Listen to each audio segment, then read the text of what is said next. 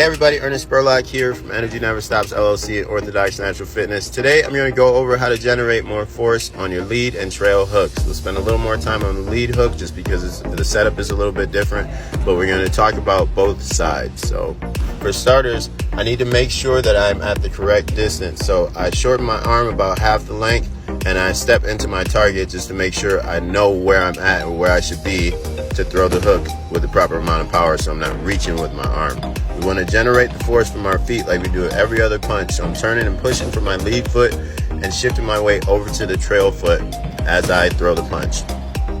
As we throw the punch, I'm lifting my elbow nice and high up to my shoulder height. I have the thumb turned up and the palm is facing me, and I'm still trying to drive with the index and middle finger knuckles. So from the top down is how we want to hit or think about striking with that fist. Now I'm throwing an extra punch here just to make sure that I'm still at the correct distance and to make sure that my body is in the proper position to throw the punch, because you can definitely throw a hook the wrong way from the lead side from your shoulder if you're not turned over the right way. So get your feet in the proper position, separate them, and then work on the rotation from left to right.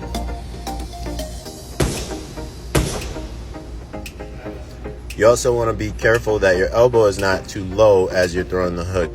It's going to feel like you're raising it up above the shoulder when you first start this, but as you turn over, your elbow will even out and level out with your shoulder. To practice this with a combination, again, you'll step in with the jab and then shoot past the bag with the cross or shoot past the target with the cross just so you can land the hook the proper way and from the right distance. So we do the same type of drill from the trail side. We're going to touch the bag with the lead hand to make sure that our shoulders and hips are the correct way. Then we're going to unload on the trail side. Now this side should feel a little bit easier because it'll be your dominant side. It's your natural way to throw.